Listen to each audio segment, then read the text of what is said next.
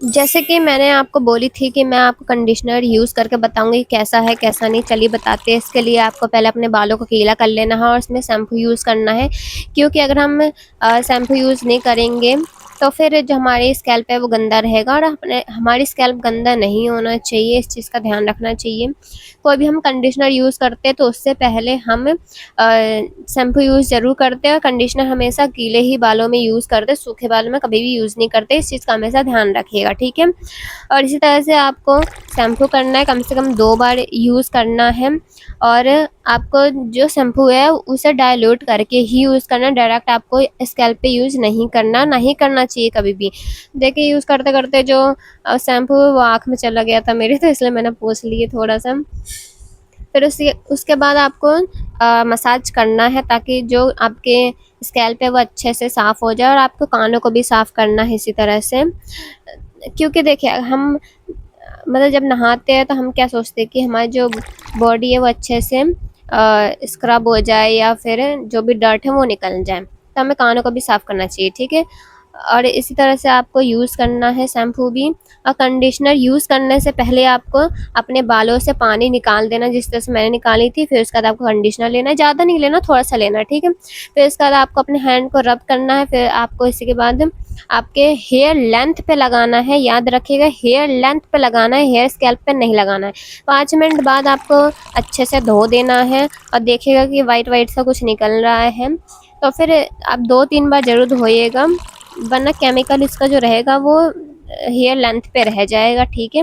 और उसके बाद मैं सूखने के बाद दिखाती हूँ कैसा रिज़ल्ट है।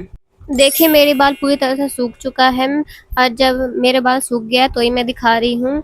और फिर उसके बाद मैं आपको कॉम्ब करके भी दिखाती हूँ कि मेरे बाल फँस रहे हैं कि नहीं फँस रहे तो ज़्यादा फँस रहे हैं या नहीं।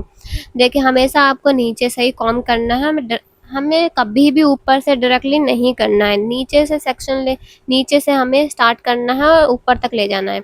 देखिए यहाँ पे तो बिल्कुल भी मेरे इस तरफ नहीं, मतलब बिल्कुल भी फँसा, कंघी ही नहीं फँसा बिल्कुल भी।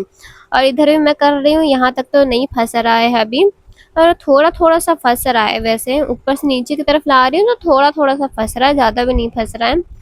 और आप देखिए कि मेरे जो कंघी है वो भी स्मूथ तरीके से बिल्कुल निकल जा रही है, और जब मैं कंडीशनर यूज़ नहीं करती थी तो फिर मेरे बाल मतलब टूटते भी थे ज़्यादा, और फँसते तो बहुत ज़्यादा थे। लेकिन जब मैं कंडीशनर यूज़ की हूँ ये डव वाली, तो बिल्कुल भी नहीं फँसा है। और अभी आप देखिए मैं अपने बालों को भी दिखाती हूँ कितना टूटा है बाल, लपेट के दिखा रही हूँ, ठीक है। देखिए इतने ही मेरे बाल टूटा हुआ है, ज़्यादा नहीं टूटा है।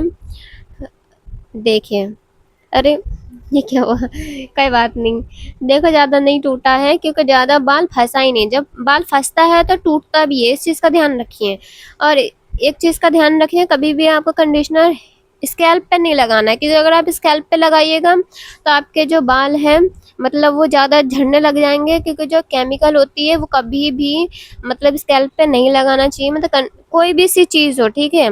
ऑयलिंग के अलावा और कुछ भी आपको नहीं, मतलब सर में लगाना है, स्कैल्प में तो कुछ भी नहीं लगाना है, सिर्फ़ ऑयलिंग करनी है, इसके अलावा कुछ नहीं। सिर्फ़ और सिर्फ़ आपको हेयर लेंथ पे लगानी रहती है कंडीशनर, कोई भी सी चीज़ सिर्फ़ और सिर्फ़ हेयर लेंथ पे। कोई अगर आपको बोले कि स्कैल्प पे लगाना है, कुछ मत लगाइएगा, सिर्फ़ और सिर्फ़ हे ऑयलिंग ही करनी पड़ती है स्कैल्प में, और कुछ नहीं। देखिए मेरे बिल्कुल भी हाथ नहीं फँस रही है, आप देख सकते हैं। मैं आपको जड़ से करके दिखाती हूँ, बिल्कुल पकड़ के दिखाती हूँ कि कैसे मतलब फँस रही है कि नहीं फँस रही है।